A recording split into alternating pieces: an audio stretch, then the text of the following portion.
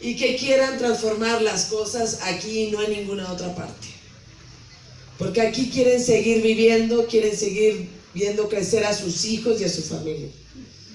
Porque aquí quieren producir, porque aquí quieren devolverle a la tierra lo que les ha dado. Y eso es lo que da esperanza a nuestro país. Da esperanza que a pesar de muchas cosas de los que dijo ahorita Mariano y de todas las cosas que ustedes incluso me gustaría que participaran, a pesar de ello son de todos modos los grandes productores de flor de ornato. A pesar de muchas cosas, ustedes han demostrado que se puede seguir adelante. Lo que pasa es que tenemos que decidir que si nos la seguimos llevando, que ahí más o menos la vamos llevando, o damos un golpe al timón y hacemos un sí definitivo y volteamos a ver al futuro. Eso es lo que vamos a estar decidiendo el próximo año. Porque es cierto que esta es una tierra tan rica que da para vencer muchas irresponsabilidades, para vencer burocracias. Y sí da, y sí no las podemos seguir llevando, pero no es justo. No es justo para nadie, ni para ustedes que todos los días se levantan honestamente a trabajar, ni para nuestros hijos, ni para las siguientes generaciones. Y eso es lo que vamos a decidir entre el futuro o el pasado. Y si damos ese gran paso hacia el futuro, que lo podemos dar porque se trata de una esperanza cierta, porque lo vemos y lo sentimos. Déjenme platicarles lo que he hecho en esta gira. He hablado con los migrantes en Tijuana, también con los refugiados en Campeche, los refugiados de Guatemala que hoy son mexicanos también. He hablado con empresarios de Nuevo León, pero también con caficultores de Coatepec. He hecho una gira que se trata de escuchar. Y todos hablamos de esperanza, no de ilusiones, que eso es muy distinto. La esperanza tiene que ver con lo que creemos, pero también con lo que tenemos y lo que en realidad sí podemos llegar a ser. Y todos también hablamos de 3 sentimientos que son 3 problemas. Y son 3 problemas que se repiten en Baja California como en Yucatán, en Morelos como en Nuevo León. Y son primero la incertidumbre económica, segundo la indignación por la corrupción y tercero el miedo por la inseguridad. Y la incertidumbre económica se refleja en la angustia de una mujer que no sabe si le va a alcanzar. La incertidumbre económica se refleja en todo lo que nos vamos enterando. Se refleja en aquellas personas que quisieron ampliar su empresa, que quisieron ampliar su vivero, pero que no lo hicieron, porque no estaban tan seguros que económicamente les alcanzara. Y eso se relaciona con tomas de decisiones. Aquí Mariano dijo cosas que tienen que ver con la autoridad. Ni siquiera tocó el tema de la corrupción, que es el gran telón de fondo, pero ni siquiera tocó el tema de la corrupción. Es ese atraso que tenemos para hacer las cosas desde la autoridad. Es lo que hace, como ahorita él nos los explicaba, que para revisar una plaga, una planta, para ver si tiene plaga o si no, para dar la autorización, tardamos 1 año y medio. Con toda la corrupción que eso puede significar en el 1 año y medio. Y lo que él mismo comentaba, cuando en otros países son 10 días, ¿qué otros países con los que competimos todos? Es esa incertidumbre económica que se genera también en la ineficacia de la toma de decisiones. Y yo quiero decirles que tenemos que llegar a una autoridad que decida entre competitividad y regulación. Prefiero la competitividad que la regulación, que además todos sabemos que la regulación lo que puede llegar a traer es también mucha corrupción. Y yo quiero un país donde sus empresarios, sus pequeños y medianos empresarios, sus microempresarios, de plantas, de flores, de servicios, de maderas. Yo quiero que tengamos un gobierno que los deje trabajar, que los deje producir, que no ponga, como decimos algunos, más que un principio de subsidiariedad, hasta donde la regulación sea necesaria, pero con la mayor libertad posible, para que echemos a andar la iniciativa, la creatividad y la innovación que yo he visto en Morelos desde hace mucho tiempo.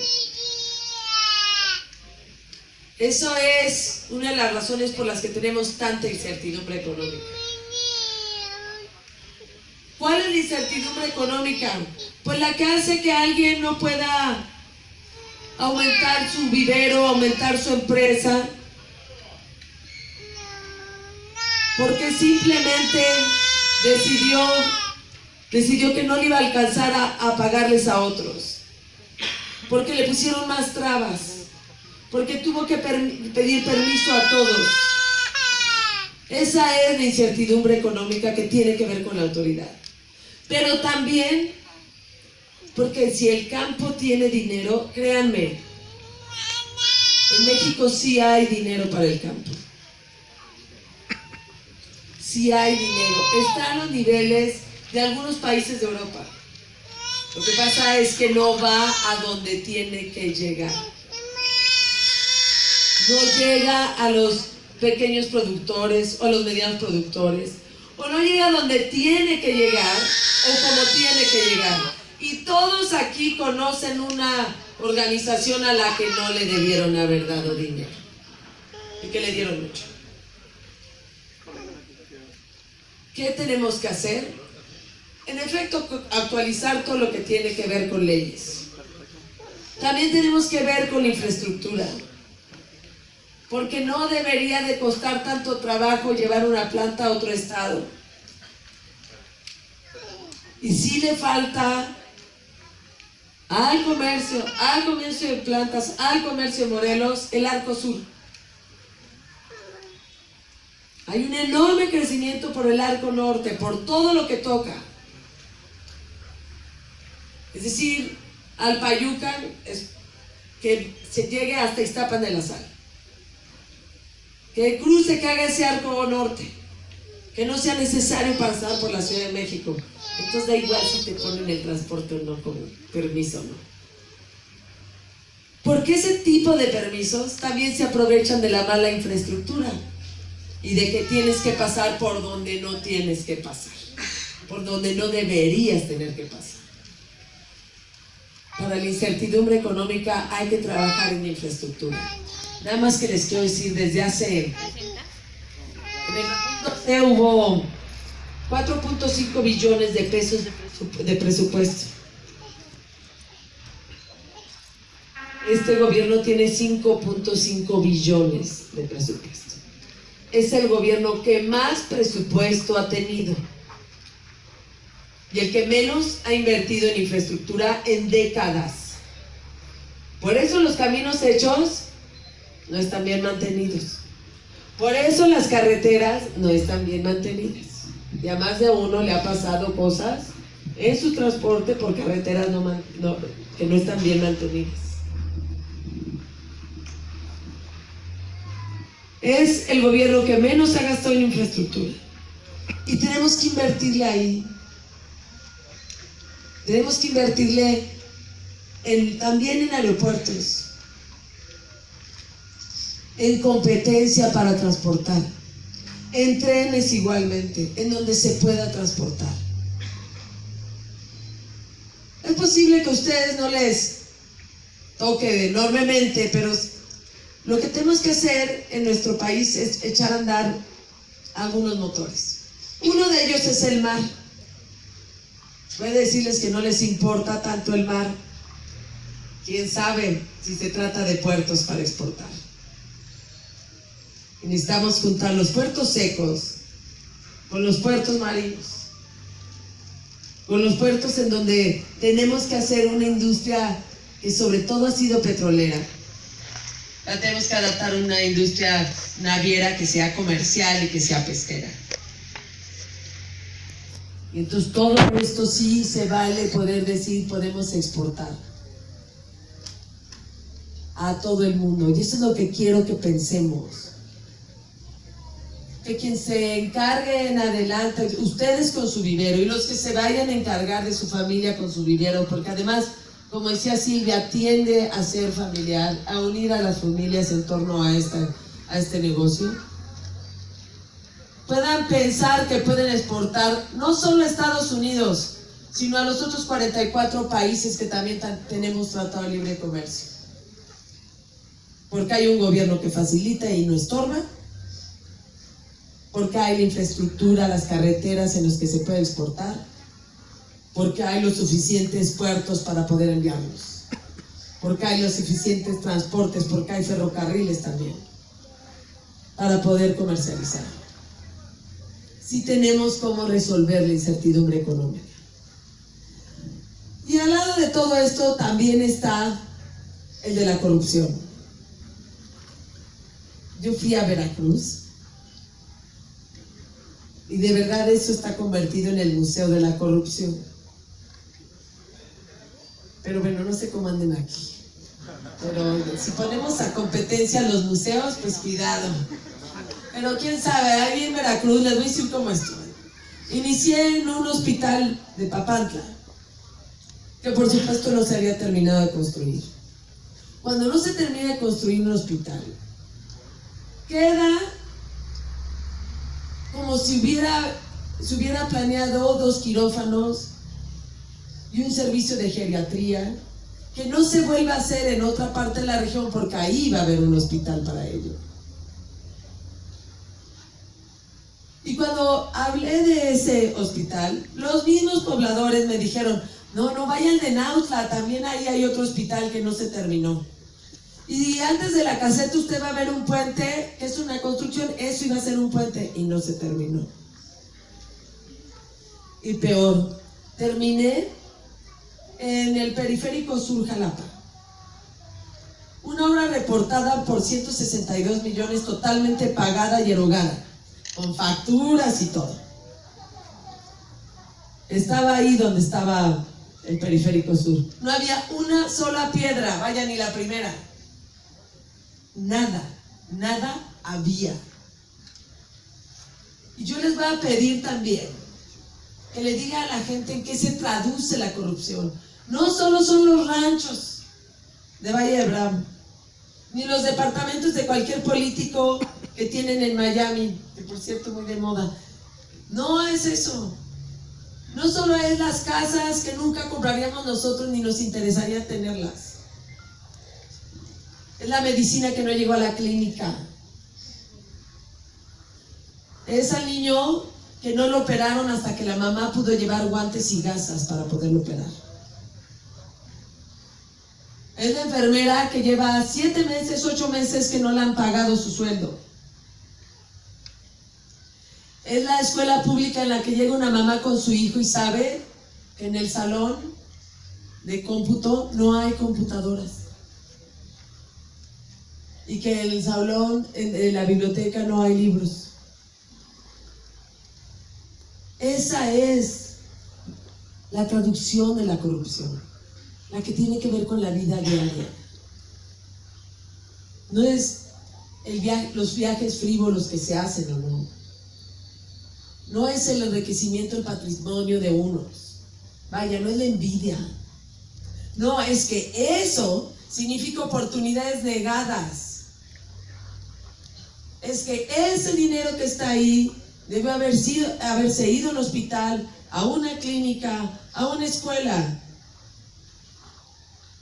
Así tenemos que ver la corrupción. Por eso, al final de cuentas, nos enoja tanto. Esa corrupción que también se da por la enorme impunidad que hay. Porque miren, si es igual un político honesto que uno no honesto, pues evidentemente se está favoreciendo al mal. Claro que se favorece.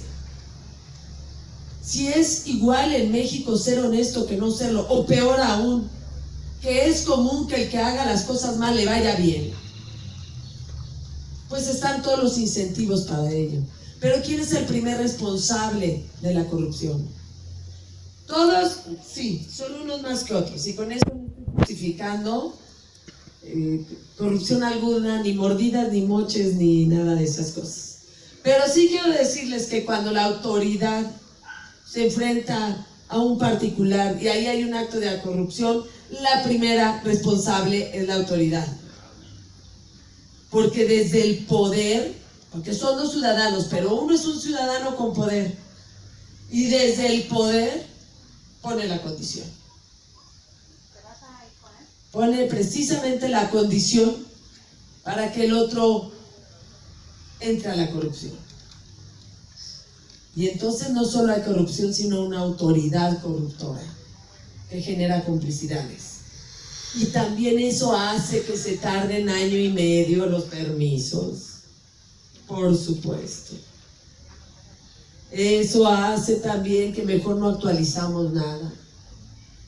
Eso mete otros intereses. Y tenemos que acabarla porque si no, las pequeñas y medianas empresas no pueden crecer. Porque las víctimas de la corrupción sí somos todos, todos somos todos, hasta el que corrompe. Pero los que menos instrumentos tienen son los que menos tienen. Los que no pueden enfrentar la corrupción. Porque un joven que quiere poner una empresa, una pequeña empresa, lo que tiene que, de repente le dicen, oye, es que además de lo que vas a planear, necesitas dejar un guardado para la corrupción. Entonces no puede poner la empresa. Porque ustedes, si son pequeños o medianos empresarios, si además de no tener crédito alguno, pues menos van a poder tener dinero para pagar la corrupción. Que además es ilimitado. Hay que ser implacables con la corrupción desde la autoridad. Así te podemos transformar. Y si yo pasara al miedo, y todos recordáramos aquí el último momento que tuvimos miedo, o la vez que nos habló un hermano, un tío, una tía, y nos dijo, entró una llamada de extorsión. Esa injusta duda que tiene un mexicano de si le habla o no a la policía. Esa injusta duda. Y le habla con miedo a la policía porque no le queda de otra. Claro que tenemos miedo.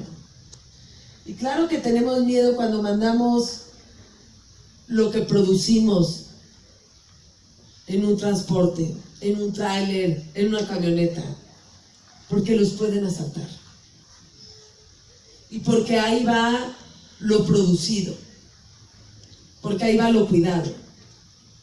Y el tema de seguridad, perdónenme, aquí en Morelos, es un desorden y un desastre. Nadie está bien coordinado, nadie sabe a quién hablarle. Aquí hay una enorme debilidad en el tema de seguridad. ¿Y cómo hacerle? Primero pues hay que coordinarlo mucho más.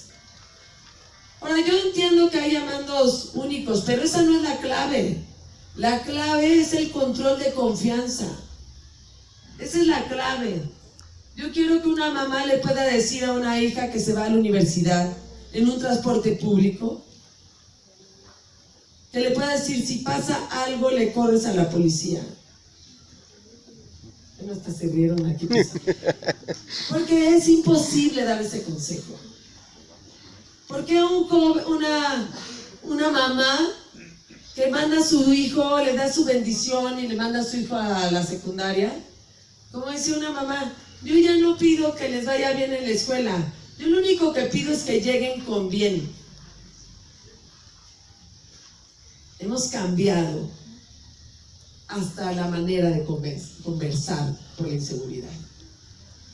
Y necesitamos control de confianza. Y necesitamos que un policía de Cuautla pueda decir, y yo, si le hago bien mi trabajo, puedo ser policía estatal, y si puedo, hasta comandante federal.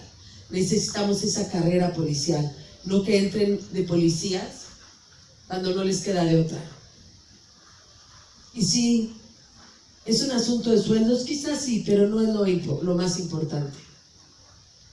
Ustedes, todos aquí somos honestos independientemente de lo que ganemos. Pero sí hay que, por supuesto, fortalecerlos con sueldos, con una carrera policial, con capacitación y con control de confianza. Por eso cuando veamos ya policías y ministerios públicos confiables, claro que podemos decir ejército, marina, a los cuarteles. Tenemos que llegar a eso y de verdad, conozco a México, podemos llegar a ello. Y se trata de dejar en el pasado eso. Se trata de dejar en el pasado todo aquello que no nos ha hecho crecer ni vivir bien. Y ya ahorita ya estamos, la verdad, en una cuenta regresiva. Ya queda menos de un año. Y lo que yo estoy planteando es que lo que decidimos es el pasado o el futuro. Y que podemos ganar por partida doble. No solo por quitar a un gobierno que ha sido corrupto e irresponsable, sino también porque podemos dar ese paso al futuro para estar con el siglo XXI, con las reglas del siglo XXI, con la tecnología del siglo XXI, con la infraestructura del siglo XXI, que nos permita competir, que nos permita generar créditos, que nos permita pasar a otro nivel de país, donde se vea a la pyme como una riqueza nacional. ¿Y a qué le vamos a decir que no? Le vamos a decir que no a la manipulación electoral. Es increíble cómo en varios estados de la República te cuentan que cuando le dan dinero de Prospera, les piden 100 pesos, 50 pesos, cada vez que les entregan el dinero, para una unidad que nunca van a ver. Es esa corrupción la que hay que dejar atrás. La de la manipulación de los listados electorales, la del clientelismo, la que mantiene la pobreza para no dar soluciones, sino para mantener esclavizada a la gente. Es ese no que tiene que ver con la inseguridad, con el miedo y con la falta de valentía para enfrentar el crimen y la ilegalidad. Ese no que tiene que ver con la gente que no cree en la legalidad, que no le importan las instituciones, que ni siquiera le importa la gente, sino solo le habla de ilusiones que sabe bien que no se pueden cumplir si no hay legalidad. Es ese no que tenemos que decir al pasado, a la falta de tecnología. Y ese no tan indispensable tiene que ir acompañado de un sí.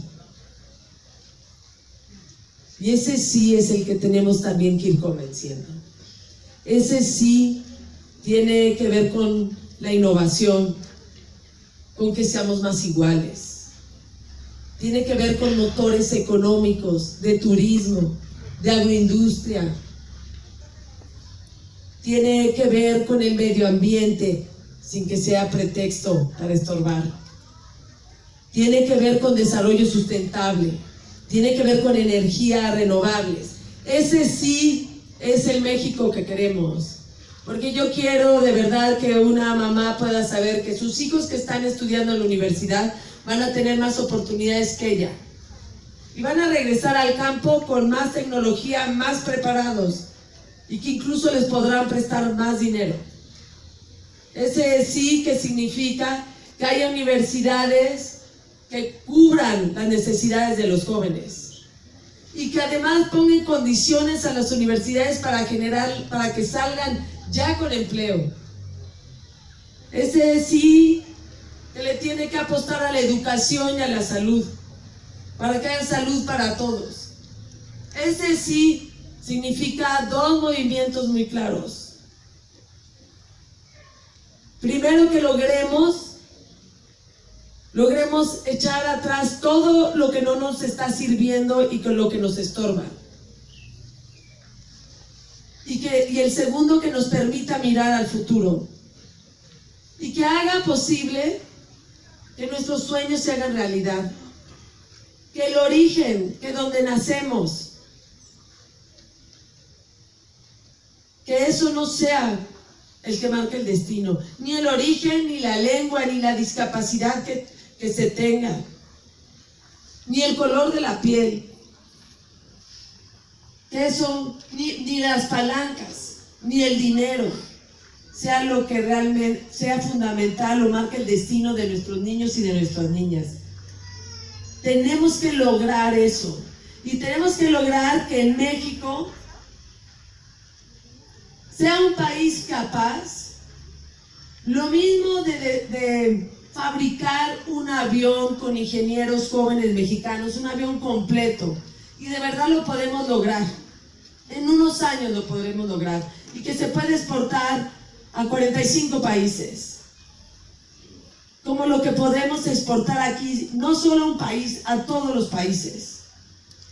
Y pasar lo que ustedes también quieren, de esa manufactura que nos hace, que nos esclaviza a empleos mal pagados, pasar a que lo ideado, lo diseñado, lo producido en México se vaya a todo el mundo. Y lo que va a ganar es ese pensamiento para México. Lo que va a ganar es también la Alianza Ciudadana sobre lo que sí queremos, no solo sobre lo que no queremos, sino lo que sí queremos. Y a eso nos va a invitar a que pongamos toda la energía que ponen todos ustedes todos los días para salir adelante de manera honesta. Les pido toda su honestidad, por supuesto, su liderazgo ético. Les pido toda la esperanza. Les pido todos los valores y todo lo que creen para que nos demos cuenta qué es lo que nos estamos jugando con México. Y los invito a transformar este país de una vez por todas. Muchísimas gracias. ¡Bravo!